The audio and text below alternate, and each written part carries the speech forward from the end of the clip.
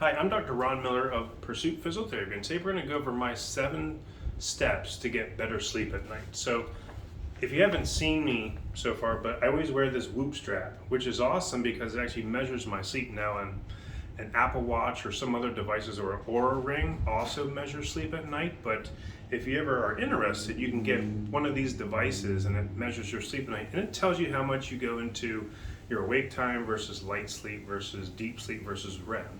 And the big thing is, are you getting into recovery sleep? That deep sleep and that REM sleep is the most important to get to. So these are my 7 steps that may help you get better sleep at night and make sure that you recover better and get into those deep levels of sleep, deep sleep and REM sleep. So the first thing is going to be no alcohol. So alcohol kills sleep and it ruins your heart rate variability or your HRV. Okay, so most people used to think that taking a drink of alcohol actually helps them sleep, and it's a CNS depressant, so it may help you get to sleep, but it ruins the quality of sleep. And normally, after a night of drinking, you're never getting into REM sleep, or even deep sleep. If I have a drink or two, my sleep stuff goes from the green to the red every time, even as small as after like 2 drinks. So alcohol kills sleep, it ruins it. So try to limit the amount of alcohol or just say no alcohol at all. Second thing to do, this has really helped me a lot lately, is don't eat 2 to 3 hours prior to bedtime. Okay, so I've noticed that a lot of times where if I eat late at night, I never get a good quality rest. And I've actually started doing intermittent fasting, but not during the morning. I do intermittent fasting in the evening, and I'll skip dinner and I sleep great.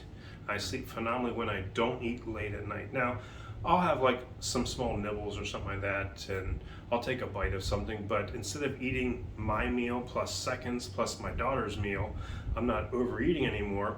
But if I skip dinner, I sleep a lot better. So the second rule is to try to not eat 2 to 3 hours before bedtime. Third one is try to decrease stress. We all go through life and we deal with stressful situations, and obviously when you're in a high stress situation you have difficulty sleeping. I remember the days when I first opened up the practice, where I'm trying to provide for my family and run a business and to treat patients. It was very stressful, and at that time you have difficulty sleeping.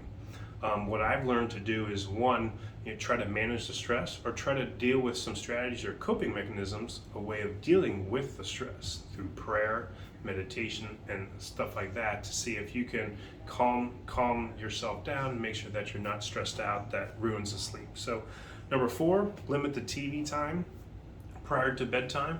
This is, there's different thoughts on this, but some people are sensitive to that blue light and that stimulation from the TV, and some aren't.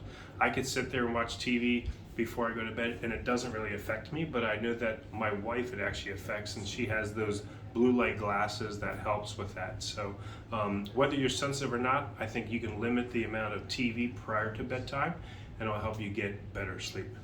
Number 5 is kind of like that old school method thing where you talk to an old school person about sleeping, like just go work out at a farm all day and you'll sleep fine that night. It's kind of like the more exercise you do, the more activity you do, the more exhausted you are, and you'll end up sleeping better. I always feel better whenever I get a good high intense workout in, and I sleep great that night.